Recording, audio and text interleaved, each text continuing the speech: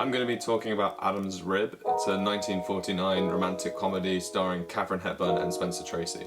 It's an example of what a lot of people describe as screwball comedy. It's kind of loose genre of filmmaking that was pretty dominant in Hollywood during the 30s and 40s. This kind of romantic comedy doesn't really bear that much resemblance to what the genre has kind of become today. I think more restoration comedy from the 1600s or kind of witty, non-coward plays than someone like Paul Feig, for example. It's very farcical, it can be satirical, it has this very sharp, witty back and forth dialogue a lot of the time. I know you, Hildy. I know what quitting would mean to you. What would it mean? It would kill you. You can't tell me that, Walter Byrne. Who says I can't? You're a newspaper man. That's why I'm quitting. I want to go someplace where I can be a woman. A lot of the screenwriters were actually kind of renowned literary authors. MGM actually had all these exclusivity deals with Scott Fitzgerald, Dorothy Parker, Aldous Huxley. Everyone sort of talks like they're on the West Wing, except swap out the politics for Cary Grant falling over all the time. That's not to say that screwball comedy isn't political. It's kind of heralded for introducing a lot of progressive female frontrunners, like Katharine Hepburn, for example. You must have had a most happy childhood there. It was terrific. I'm so glad. No, I didn't mean it that way. I'm so sorry. Why? But in Adam's Rib, Tracy and Hepburn play Adam and Amanda Bonner. They're this pair of married lawyers living in relative luxury, basically, in a New York apartment. Amanda's a new woman. She's intelligent, with a profession in the 1940s that many consider to be male exclusive. Amanda hasn't let her husband jeopardize, her kind of sense of independence. She's assertive, and always has this willingness to kind of challenge him on his views. Mostly, I think, females get advantages. We don't want advantages. And we don't want prejudices. Don't get excited, honey, and don't. Oh, you're giving me the Bryn Mawr, right? Oh. The film actually opens with perhaps Hepburn's opposite, Doris Attinger, played by Judy Holliday. She's this neglected housewife who's pretty much dominated by her husband, and she finds him basically cheating on her, fires a pistol kind of wildly into the room, in the process injuring him. It's actually kind of borderline black comedy. It has this sort of slapstick element, this little manual on how to kind of operate this gun, and it's kind of played for comedy in that sense, but her performance is genuinely so rattled, you really get a sense of trauma. Adam ends up the defense lawyer for Attinger, and his attitude is very much contempt for the law is in itself self-explanatory. Context doesn't come into it. Amanda, on the other hand, is kind of in disagreement. Her point of view is that if genders are reversed, a man might be justified in the eyes of the court of law. What I'm trying to say is that there are lots of things that a man can do, and in society's eyes, it's all hunky-dory.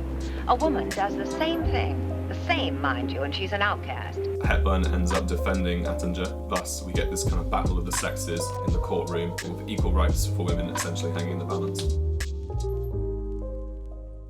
The pair resemble more of a comedy duo than they do the typical man and wife dynamic. George Clooney's background in theatre is also really evident. The film is almost driven by the physicality and the dialogue, verbal jousting, and the way that they kind of move through the space. These kind of static long takes, almost as if you were literally watching a play. The typical instinctive masculine brutality. Oh, come And it felt not only as though you meant it, but as though you felt you had a right to. The chemistry between Tracy and Hepburn is definitely one of the film's key strengths. On the one hand, you have Hepburn's 2,000-mile-an-hour line delivery. This poor woman, isn't she entitled to the same justice, that's usually reserved for men? And you're not going to put this poor soul away just because she had it. Could I please get a word in edgewise? And it's really well complemented by Tracy's slightly subdued, kind of sweet, good-hearted performance.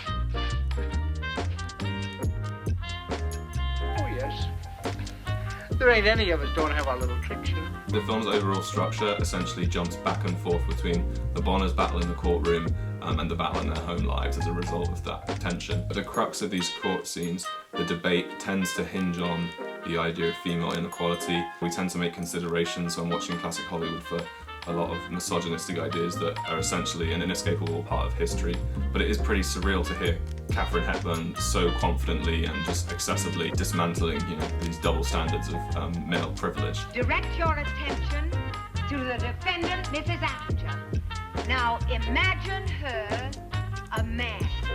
Go on now, use your imaginations. Think of her as a man sitting there accused of a light crime. A husband who was only trying to protect his home. Now hold it, hold that impression and look at Beryl Kane. Look at her hard. A man, a slick home wrecker, a third party. a wolf. The fact that Adam's Rib puts feminist politics at, front and center is pretty daring actually for a film made in 1949. Screwball comedy has actually been described as being proto-feminist, but there is a lot of debate about the extent of that. You can look at the court case in this film as symbolizing a kind of marriage crisis in the 40s. This film was released in the wake of World War II, and men coming back and finding that the role of women has changed. Women are not so keen to regress in the workplace. Divorce became so common, people started to refer to marriage as serial monogamy. As Amanda's impassioned case begins to dismantle Adam's prosecution, we see this slightly uglier side of the couple emerge, especially Adam. Despite the couple's apparent equality, Adam's constant declaration of respect for the law, which is a phrase that you end up hearing about 2,000 times in this film, turns out to extend to that of the very old-fashioned notions of marriage. The law is the law, whether it's good or bad. If it's bad, the thing to do is to change it. Answer me one question, will you? What is marriage? Tell me that. It's the law. Are you going to outsmart that the way you've outsmarted all other laws? That's clever. You get yourself set on some dim-witted cause and you go ahead regardless. The debate stretches out in the court to their personal lives, and the question becomes, do I want Amanda, this new woman with autonomy and passion, or do I want a wife that's more complicit and respects the kind of patriarchal origins of marriage as an institution? Yeah, and another thing, all of a sudden I don't like being married to what is known as a new woman. I want a wife, not a competitor. Competitor. On the one hand, Adam's Rib presents this new kind of marriage, this love companionship based on friendship, of comedic partnership, but I don't know, Adam's position kind of jeopardizes the enjoyment of this film, I feel like, and it makes Adam less likable. Essentially, it just hurts the overall structure of the film. It's constantly trying to present you with these two ideals in conflict, but when one of the ideals is just kind of dated and ridiculous, which I guess isn't so much a problem with the film and the script itself, more so the kind of limitations of attitudes at the time. Despite this, Adam's Rib is still a really enjoyable film. Would definitely recommend if you're looking to get into screwball comedy. It's a must-see for Hepburn fans, alongside like Philadelphia Story and Bringing Up Baby.